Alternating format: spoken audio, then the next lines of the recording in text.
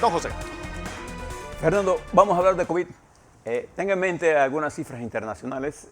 Hay una gran preocupación en los Estados Unidos por el rebrote que está ocurriendo. Ayer hubo más de 172.000 casos positivos, un promedio semanal de más o menos 1.600 a 1.700 personas mueren por día en las últimas semanas, lo que indica que los Estados Unidos están en el medio de una situación complicada ahora que entra de un invierno que se considera que puede ser prolongado.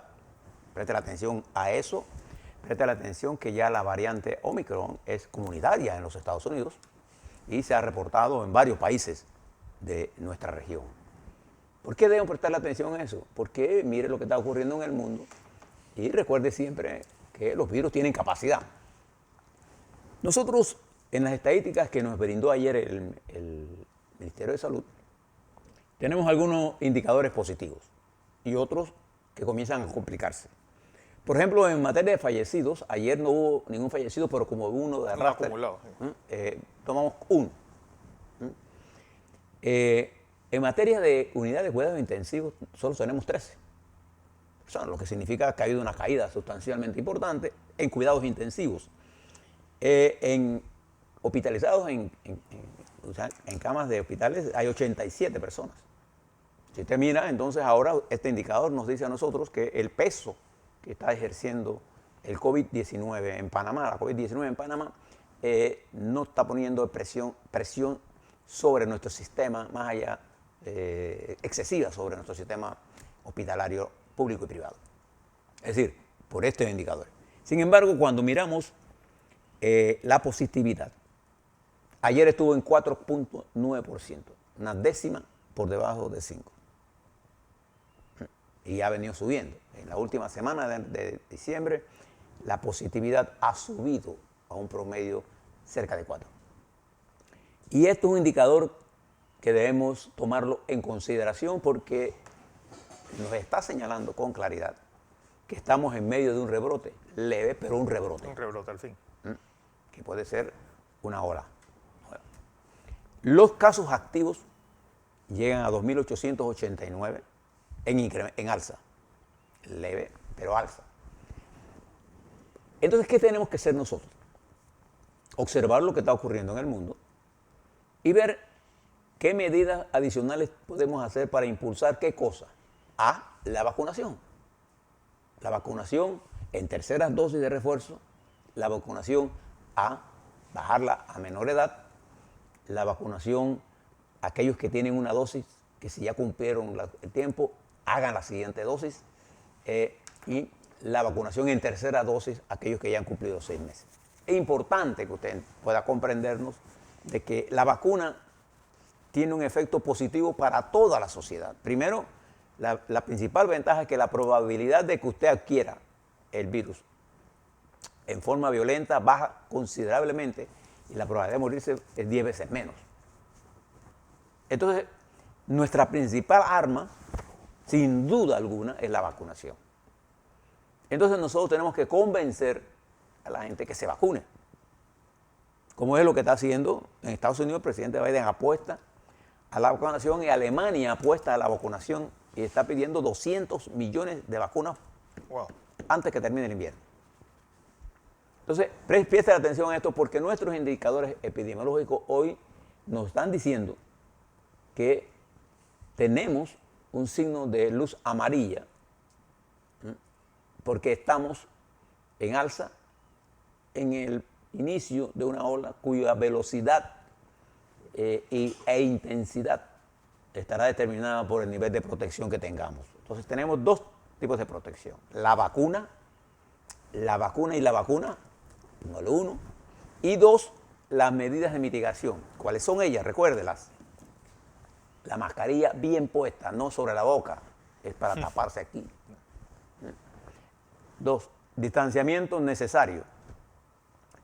Lavado de las manos frecuente. Y si usted no tiene que salir, no salga. Si tiene que salir, tome las medidas de protección. ¿Sí? Porque ahora mismo la gente se está descuidando. Yo veo más niños siendo activos en las medidas de mitigación, gente adulta. Y me llama la atención la concentración, porque como estamos haciendo tamizajes, podemos ver las regiones. Usted ve Herrera y Los Santos con un incremento importante, con Veraguas y Chiriquí. Entonces, algo estamos haciendo mal. Y lo que estamos haciendo mal, porque estas provincias de Herrera y Los Santos son de alta vacunación, es que la gente que llega de afuera no sigue la medida de... Entonces, nosotros tenemos que hacer un esfuerzo colectivo, como sociedad, allá en Herrera y Los Santos. En el caso del piano Sí, para que la gente use su mascarilla, tome su distancia, se lave las manos, tenga alcohol, ¿no? Y podamos seguir en el mecanismo de apertura. ¿Por qué yo le digo todas estas cosas? Porque si usted mira los indicadores económicos del país, nosotros hemos tenido un rebote y vamos a terminar el año, en los próximos días, con un crecimiento probablemente por encima del 12%, que no recoge todo lo perdido en el 20%, pero que es un paso gigantesco con respecto a esa caída brutal. No se resuelve el problema del empleo que perdimos, porque además la nueva situación que generó el COVID ha utilizado tecnologías que desplazan mano de obra. Entonces nosotros tenemos que impulsar aquellas áreas en donde el desplazamiento por economía que generó la pandemia, el trabajo casa y el trabajo, la COVID ha permitido a los empresarios reducir el número, tratando de elevar la productividad. Pero al hacerlo, ha desplazado trabajadores, y particularmente trabajadores jóvenes. Entonces nosotros tenemos 30% de nuestra población joven que tenemos que atender en empleo. Y para ello necesitamos incentivar a la pequeña, mediana, gran empresa de la clase media, activarla, activar el turismo con mecanismos de protección, activar la construcción de obras de infraestructuras y de vivienda, de manera que nosotros podamos abordar el empleo y hacer algunas reformas estructurales que requiere el país. ¿En qué materias? Nosotros tenemos que mirar con claridad lo que tenemos que hacer en economía, Fernando.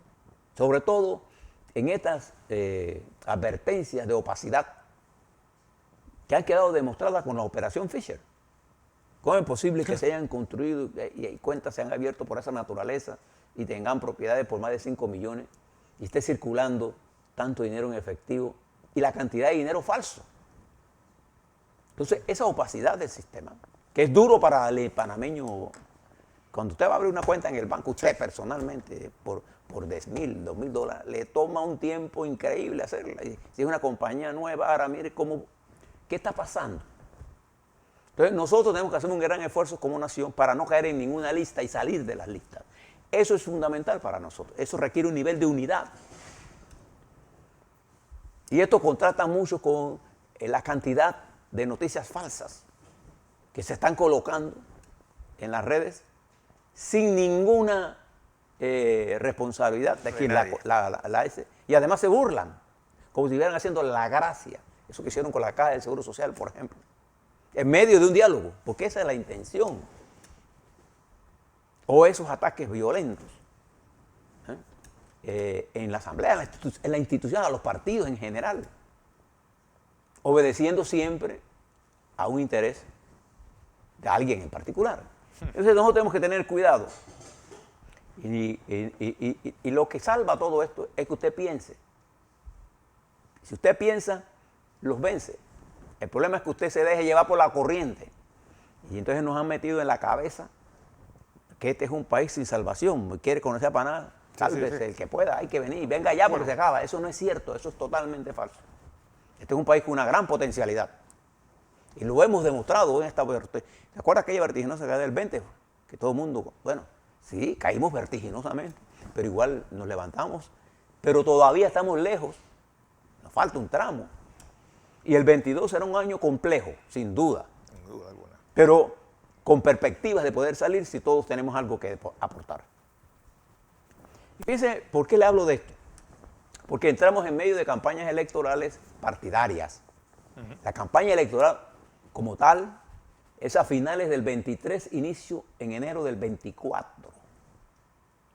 Pero ahora el Partido Panameñista entra, que dicho sea paso, produjo un comunicado ayer con 4 puntos esenciales, uno de ellos diciendo que el aporte, el regreso que propone los hermanos Martinelli, que eso entre al Estado panameño, sí, y no a los Estados Unidos, que además de eso propone que Panamá vea esta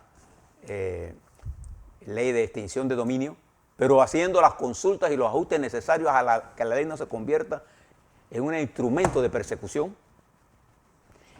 que además llama la atención este partido a que sus estatutos establecen que quien sea condenado por corrupción o por lavado de dinero o por cualquier conducta será expulsado del partido. Será expulsado. Y llama, en última instancia, a que los medios de comunicación no utilicen la mentira como elemento de lucha política. Pero también está en medio de esto lo que está pasando en cambio democrático. En la que hoy aparece, mira aquí, dice, auditoría revela uso irregular del subsidio electoral del CDD, y dice, se trata de la auditoría especial número 082 DEF de FFP 221, y en ella se hace referencia a una serie de hechos que señala la auditoría. Dice, los auditores la auditoría que hizo la Dirección de la Fiscalización de Financiamiento Político del Tribunal Electoral apunta a irregularidades, entre comillas, en el uso del subsidio electoral de parte de Cambio Democrático. Eso es lo que nosotros pedimos, que se investigue con objetividad esto. Y viene el proceso electoral en el PRD. Entonces, desde ya, se montan campañas con solo objetivo. No es quién va a ser el presidente o cambio, no, porque va a haber en mayo probablemente un cambio de directiva. Claro que va a haber. Igual que en el Partido Panameñista va a haber ajustes. Esos ajustes son preliminares a un proceso electoral, y todavía los candidatos tendrán que pasar por otro proceso. Eso está lejos, pero la campaña se ha montado para tratar de impedir y obstaculizar el desarrollo armónico de estos procesos electorales, de estos procesos que se dan en cambio democrático, de los problemas que hay en el Molinera que se tienen que resolver, y del aporte que esos colectivos tienen que hacer a la unidad para enfrentar el 22 con un determinado nivel de fuerza y de capacidad de impulsar las cosas que resuelvan el empleo, 1, las inversiones sociales, 2, y una especie de tregua para poder avanzar. Pero aquí hay gente que no está interesada en eso. Claro. Está más interesada en la persecución, en tratar de poner preso a B, eliminar antes. Quiere ganar el juego. Por forfeit. Por forfeit. Es como, y termino aquí, es como lo que hizo el señor Ortega. Elimino a todos mis contrincantes y gano yo. Así cualquiera gana un proceso electoral. Sí. Estamos lejos del proceso electoral. Definir quién va a ganar en el 2024 en este momento no lo sabe nadie, porque hay toda una dinámica de 2 años y medio. El país que entra en este proceso electoral, Chile, que entra el 19, no el domingo, el 19 de diciembre, y Colombia, que abre el proceso electoral en enero del 2022, y el proceso de las elecciones en primera vuelta, si no será en mayo, final de domingo, último domingo de mayo del 2022. Nosotros tendremos elecciones en mayo del 2024. Hay todo un camino, largo camino que recorrer. Le hago un llamado a todos los panameños y panameñas que reflexionen sobre lo que estamos haciendo por el nivel de confusión que le narró esta mañana y que es producto también de un nivel de insatisfacción colectiva del mundo y de Panamá. Sí, estamos buscando un culpable y entonces, la masa empezaba a funcionar irracionalmente ante esto. Exactamente. Entonces, ¿qué se impone? La racionalidad. Y el hecho de que usted piense. Ellos están opuestos a que usted piense. Nosotros estamos todos los días aquí para que usted piense. Y que piense diferente a nosotros, no importa. Pero que pensemos y las diferencias se den con respeto. No importa cuán lejos sea el pensamiento suyo del mío. Eso no es lo importante. Lo importante es la fuerza que genera la aptitud de pensar, porque siempre vamos a llegar a algún consenso sobre temas muy importantes. Esa es la fuerza necesaria para cambiar. Todo aquel que le hable de refundar la nación, de hacer la nación nueva, le está hablando tonterías. Le está hablando de algo que no sabe. La nación es una categoría dialéctica e histórica, cuando usted la entiende. Y además, la nación, los cambios no se producen vertiginosamente, son acumulativos. Bueno, además que yo creo que el fracaso de la recogida de firmas de las constituyentes ha sido una muestra que la gente lo que está buscando es tener algo de lo que ya vivimos, es decir... Y además que el mecanismo que se ha propuesto es un mecanismo casi inviable. Casi inviable. Casi inviable. Lo estamos haciendo para burlando de la gente. Panamá necesita un cambio constitucional. Claro que lo necesita. No podemos hacer cambios a la estructura de la Asamblea si no cambiamos la Constitución. La revocatoria de mandato está en la Constitución, por obra y gracia de la democracia cristiana. Hay cosas que tenemos que hacer, pero hay prioridades que tenemos que resolver.